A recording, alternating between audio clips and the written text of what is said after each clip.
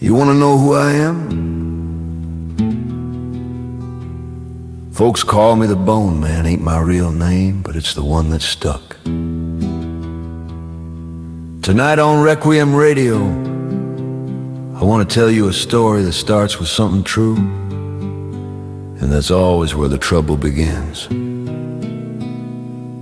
In London, in the middle of the 20th century, there lived a quiet woman named Rosemary Brown. She wasn't famous, she wasn't trained, she wasn't supposed to matter to music history at all, and yet she claimed that the dead came to her anyway. Liszt, Chopin, Beethoven, Brahms, Rachmaninoff, not as metaphors, not as inspiration, but as visitors. She said they stood beside her piano and dictated new music, note by note, through her hands.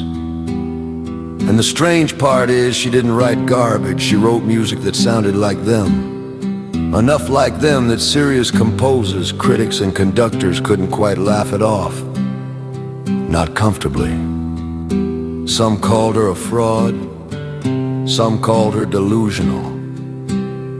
Some said it was unconscious mimicry, memory playing tricks, a parlor trick stretched too far. But nobody could agree on one thing: how a woman with limited training kept producing music she should not have been able to produce at all. And that's where tonight's story begins. Not with a ghost, but with a door left cracked open. Because once you allow for the possibility that the dead can still compose, you also have to allow for the possibility that not all of them deserve to be heard. This is a story about music that does not want to stay silent, about voices that do not belong to history, and about what happens when something unknown realizes you're listening. Stay with me. This one is called The Black Nocturne.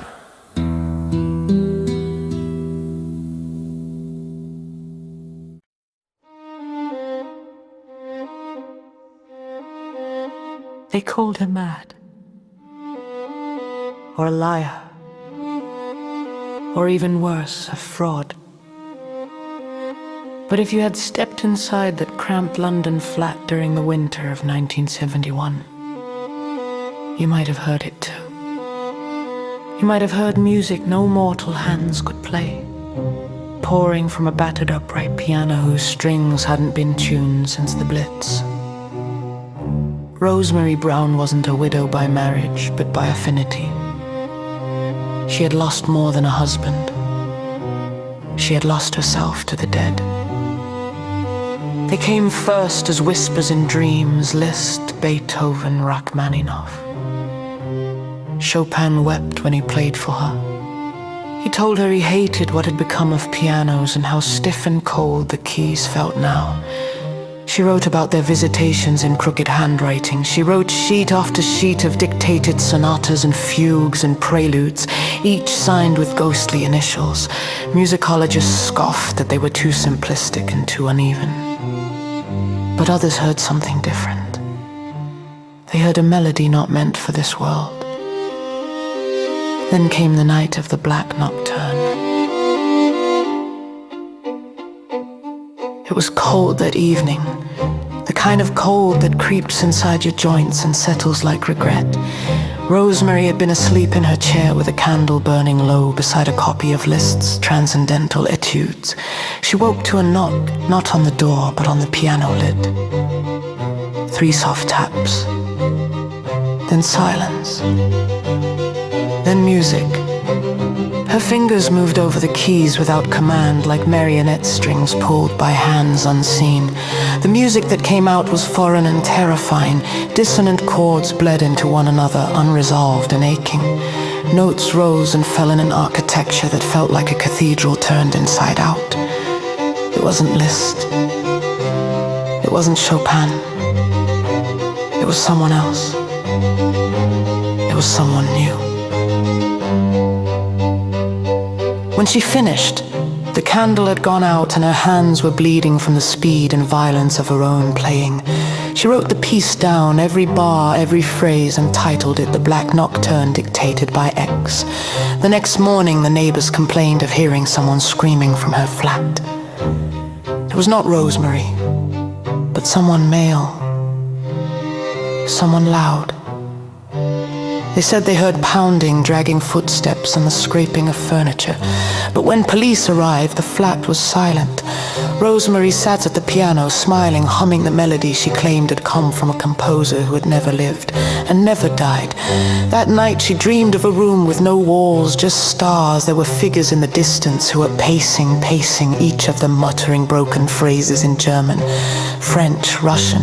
All of them had shadows where their faces should be. One of them stepped forward. "You open the door," he said. "You don't get to close it." After that, the music never stopped, not even when she wasn't playing. Her flat began to echo with phantom performances. There were sonatas at 3 a.m. and violin concertos played on invisible ends. Neighbors said they heard choir voices, men and women, chanting in Latin. Rosemary began to change. Her speech became fragmented. Sometimes she spoke in Italian, other times she would lapse into silence mid-sentence, and her eyes would scan the air like she was reading from a page no one else could see.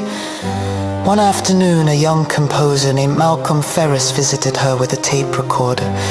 He was curious and skeptical. He left the machine running while Rosemary claimed to channel Brahms when he played the tape back later. The music was there, but so was a voice he'd not heard before. It was deep, angry, and not hers. She stole it. It growled, "She plays what is not hers. There will be silence again." Malcolm burned the tape.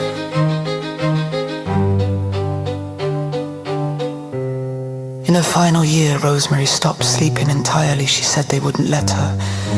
The ghost of a man named X had begun to follow her in waking life.